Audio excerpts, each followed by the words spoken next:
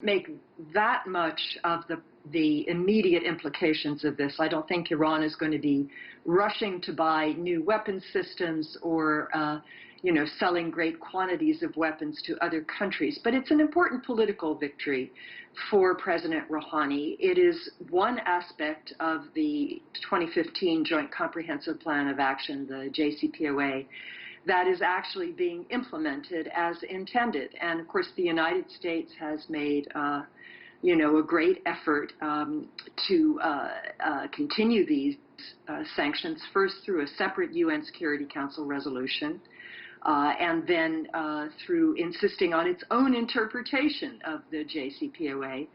But it has clearly failed. The UN has rejected that. Even the United States' closest allies in Europe have rejected that interpretation. So I think it's an important political victory. But as others have pointed out, the real issue is what happens here on November 3rd. Are we going to have 4 more years of Trump and maximum pressure? Or is there going to be a change of policy in Washington? So is the U.S. now on its own in trying to punish or contain Iran? Well, it has been now for some years. I mean, in 2018, the U.S. withdrew unilaterally from the JCPOA. It began reimposing sanctions. In 2019, it insisted that Iran would not be allowed to sell any oil. It tried to put a total embargo on Iran's export of oil. And as you also pointed out, there have been more sanctions added practically every week. Last week, 18 more banks, all of Iran's banks now, are under U.S. sanctions. The question is how the rest of the world reacts to this, and it has had a crushing impact on the Iranian economy. But again, Iran, I think, is waiting to see whether there'll be a change of policy before it would come back to the negotiating table.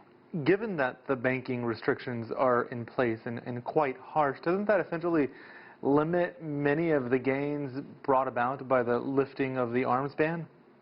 Not necessarily. I mean, there are various ways that Iran could buy or sell weapons that would not touch the U.S. dollar.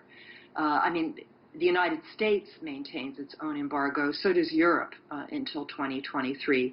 But these deals would be done with Russia or China, and of course Iran still sells oil to China. It has assets that are frozen there, and it does other kinds of business with Russia. So I imagine they could find a way to circumvent the U.S. sanctions if they really wanted to. Does what's happened today ultimately help the Iranian people in any way? Will they see a tangible benefit from this?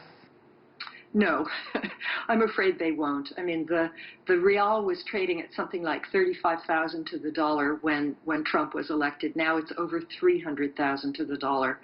So Iranians have seen their purchasing power absolutely plummet.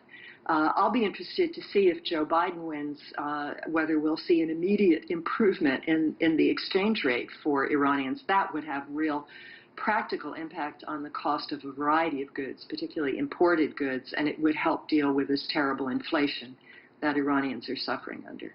Barbara Slavin.